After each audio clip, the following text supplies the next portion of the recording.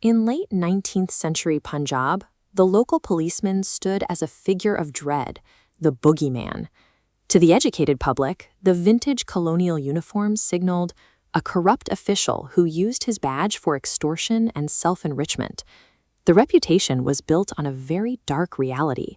Officers routinely resorted to torture, fabricated evidence, and wrung out forced confessions just to close cases quickly. They bullied witnesses and demanded free food from villages just to do their daily rounds. Yet, looking at the government records from the time, we find a strange contradiction. Whenever the British administration considered shutting down a local police post, the very people being extorted would panic. They vigorously opposed the closures. If a community begs to keep officers they actively despise, something is deeply wrong with the environment they live in. It shows a society caught between a corrupt state and a far worse alternative. The root of this corruption traced back to the police system introduced in 1861. The administration had buried the force under a mountain of extraneous functions that had absolutely nothing to do with catching criminals. Look at the logs of their deployments. They were marching hundreds of men to the northwest frontier to guard military supply lines, or deploying massive detachments to put down state rebellions like Suket. They were even used for royal pageantry, like the Viceroy's Durbar. Because the force was stretched across these massive, unrelated operations, supervision collapsed. District superintendents simply had too much ground to cover, leaving the lower-ranking officers entirely on their own out in the villages. Without any superior officers watching them, the constables and sub-inspectors adapted. Once they put on the badge, they stopped viewing themselves as public servants and started acting like the masters of the people. Give an agency an impossible list of duties, and you guarantee they will fail at their core mission. The Punjab police were tasked with everything, which meant they were accountable for almost nothing. But the police didn't exist in a vacuum. The public tolerated their abuses because the territory outside their doors was experiencing massive sociological shifts and a corresponding surge in violence. Famine-driven hunger triggered massive spikes in property theft across the province. This chart tracks that direct relationship. As the price of grain rises, the number of reported crimes shoots upward in parallel. On top of the casual theft caused by hunger, the province was dealing with highly organized networks. Communities faced widespread gang robberies known as dacoity, alongside entire groups labeled as criminal tribes, whose hereditary trade was theft and burglary. The government tried locking them up or sending children to reformatory schools to divert them from crime. Instead, these facilities often backfired. Prisons grouped petty thieves with expert rogues, effectively serving as networking hubs for future exploits. So when a village faced starvation-driven riots and organized gangs, the corrupt local constable was suddenly their only lifeline. The bogeyman was a necessary evil to keep the real monsters at bay.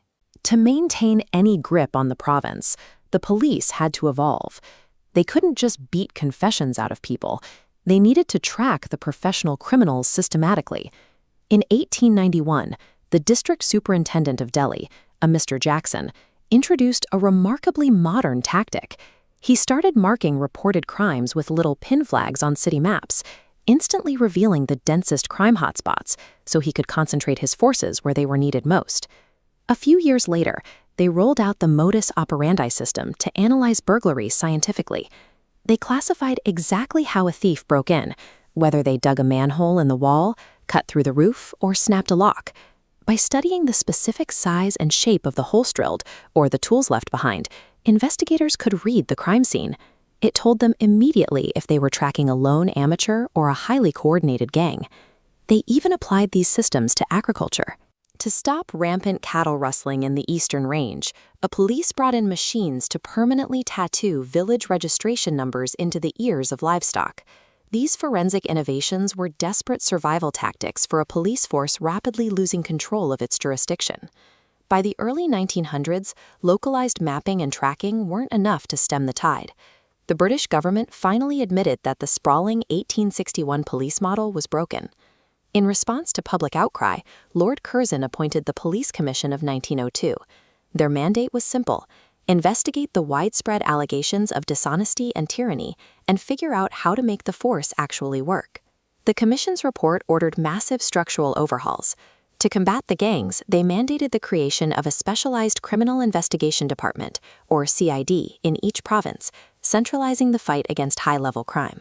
They stripped away the lower ranks' ability to investigate serious crimes independently, and explicitly banned the practice of detaining suspects without a formal legal arrest.